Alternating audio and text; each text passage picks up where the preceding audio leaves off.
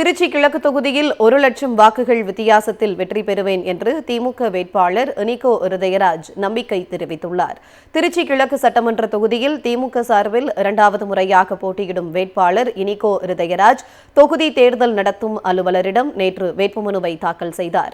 அவருடன் தெற்கு மாவட்ட செயலாளரும் பள்ளிக்கல்வித்துறை அமைச்சருமான அன்பில் மகேஷ் பொய்யாமொழி, திருச்சி நாடாளுமன்ற உறுப்பினர் துரை வைகோ, மாநகர செயலாளர் மதிவாணன் மற்றும் கூட்டணி கட்சி நிர்வாகிகள் உடன் சென்றனர். பின்னர் செய்தியாளர்களை சந்தித்து பேசிய இனிகோ இருதயராஜ், மக்களை மதத்தின் பெயரால் பிரிக்கும் சக்திகளுடன் கூட்டு சேர்ந்துள்ளவர்கள் கூறும் கருத்துக்களுக்கு மக்களே பதிலளிப்பார்கள் என தெரிவித்தார். மேலும் எதிர்வரும் சட்டமன்ற தேர்தலில் 1,00,000 வாக்குகள் வித்தியாசத்தில் வெற்றி பெறுவேன் என்றும் நம்பிக்கை தெரிவித்தார்.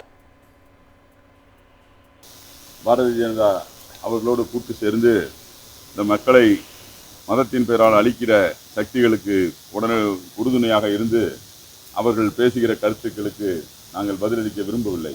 மக்கள் பதிலளிப்பார்கள். நான் 1,00,000 வாக்குகள் வித்தியாசத்தில் வெற்றி பெறுவேன் என்று உறுதியிட்டு சொல்கிறேன். திருச்சி கிழக்கு தொகுதியில் 1,00,000 வாக்குகள் வித்தியாசத்தில் வெற்றி பெறுவேன் என்று திமுக வேட்பாளர் இனிகோ இருதயராஜ் நம்பிக்கை தெரிவித்துள்ளார். திருச்சி கிழக்கு சட்டமன்ற தொகுதியில் திமுக சார்பில் 2வது முறையாக போட்டியிடும் வேட்பாளர் இனிகோ இருதயராஜ் தொகுதி தேர்தல் நடத்தும் அலுவலரிடம் நேற்று வேட்புமனுவை தாக்கல் செய்தார்.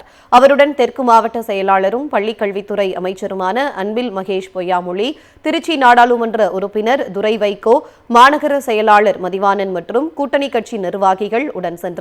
பின்னர் செய்தியாளர்களை சந்தித்து பேசிய இனிகோ இருதயராஜ், மக்களை மதத்தின் பெயரால் பிரிக்கும் சக்திகளுடன் கூட்டு சேர்ந்துள்ளவர்கள் கூறும் கருத்துக்களுக்கு மக்களே பதிலளிப்பார்கள் என தெரிவித்தார். மேலும் எதிர்வரும் சட்டமன்ற தேர்தலில் 1,00,000 வாக்குகள் வித்தியாசத்தில் வெற்றி பெறுவேன் என்றும் நம்பிக்கை தெரிவித்தார்.